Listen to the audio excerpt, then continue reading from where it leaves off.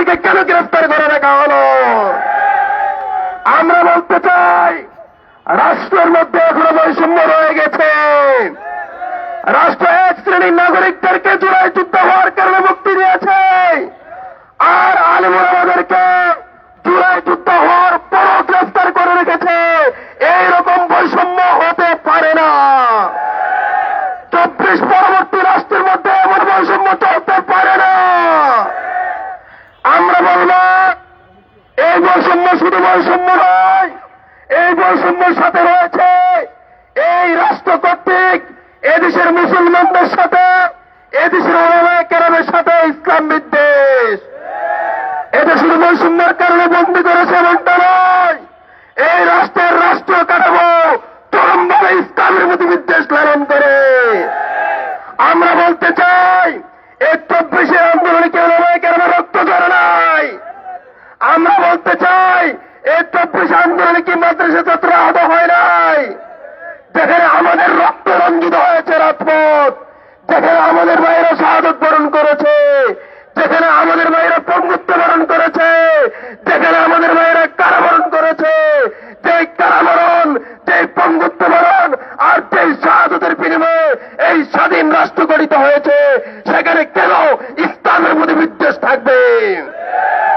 আমরা আরো বলতে চাই, অত্যন্ত দুঃখের সাথে বলছি, আমাদের এই দেশের অন্যতম একজন আলেম মৌলানা আইনুল হক কাসিমি, এই আইনুল হক কাসিমি সাহেবের লেখা বই আন্তর্জাতিক বইমেলা মিশরে এখনো ব্যাপকভাবে সেল হচ্ছে, এবং ওই বই সেই মিশরের বইমেলাতে ব্যাপক সুনাম অর্জন করেছে। এমন একজন আলেমে দিন, এমন একজন লেখক, এমন একজন গবেষক আলেমকে শুধুমাত্র প্রথম আলোর বিরুদ্ধে ফেসবুকে স্ট্যাটাস দেওয়ার কারণে তাকে গ্রেফতার করে রাষ্ট্র আবারও চরমভাবে ইসলাম বিদ্বেষের প্রমাণ দিয়েছে। আমরা অনতিবিলম্বে মৌলানা আইনুল হক কাসিমের মুক্তি চাই। যে মৌলানা আইনুল হক কাসিমকে যেখানে গ্রেফতার করে রাখা হয়েছে, সেখানে আমরা বলব, এই প্রথম আলো বিগত 17 বছর যাবৎ এই দেশের মানুষকে গুম খুনের সাথে মানুষকে জড়িত করার কারণে যেখানে প্রথম আলো কর্তৃপক্ষকে গ্রেফতারের কথা ছিল, সেখানে দেশপ্রেমিক ওলামায়ে কেরামকে গ্রেফতার আমরা কোনোভাবেই মেনে নিতে পারি না। আমরা অত্যন্ত দুঃখের সাথে আরেকটি কথা বলতে চাই, সিলেটের অন্যতম একজন মুহাদ্দিস মৌলানা আব্দুল্লাহ আল মাইমুন, যাকে বিভিন্নভাবে রাষ্ট্র কর্তৃক সাজা দেওয়া হয়েছে, তারপরে তিনি দীর্ঘ সময় জেল কেটেছেন, তারপর আদালত কর্তৃক তাকে জামিন দেওয়া হয়েছিল। আমরা বলবো, আদালত যে ব্যক্তিকে জামিন দিয়েছে তাকে জামিনের পরবর্তী সময়ে আবার কারাগারের গেট থেকে কেন গ্রেফতার করে আবার কেন গুম করা হলো? বাংলাদেশে নতুন করে গুম খুনের খেলা চলতে পারে? বাংলাদেশে নতুন করে গুমের নাটক চলবে? বাংলাদেশে নতুন করে কফের নাটক চলবে?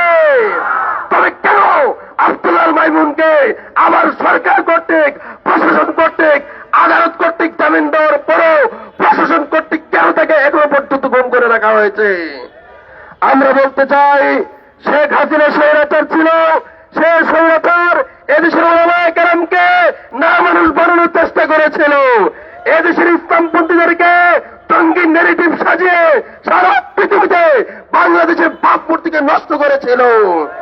সে ধারাবাহিকতায় যে সকল ওলামায়ে কেরামকে বন্দী করা হয়েছে, এর মধ্যে অন্যতম একজন আলেম হলেন মৌলানা আমিনুল ইসলাম। সেই পরিবৃদ্ধ আলেমকে স্বৈরাচার হাসিনা যেখানে গ্রেফতার করে রেখেছিল, এই 24 পরবর্তী সময়ে ইন্টিরিম সরকার কেন তাকে এখনো পর্যন্ত জামিন দিল না? আমরা জানতে চাই। মৌলানা শেখ ফরিদ সাহেবকে এখনো পর্যন্ত কেন জামিন দেওয়া হলো না? যে মামলায় তারেক রহমানকে খালাস দেওয়া হয়, সে মামলায় এখনো পর্যন্ত ওলামায়ে কেরামকে কেন জেলের মধ্যে বন্দী করে রাখা হয়? আমরা আদালত কর্তৃক এমন বৈষম্য মানি না। আদালত দেশের নাগরিকদের সাথে ন্যায় বিচার করতে হবে। আদালত দেশের নাগরিকদের সাথে দ্বৈত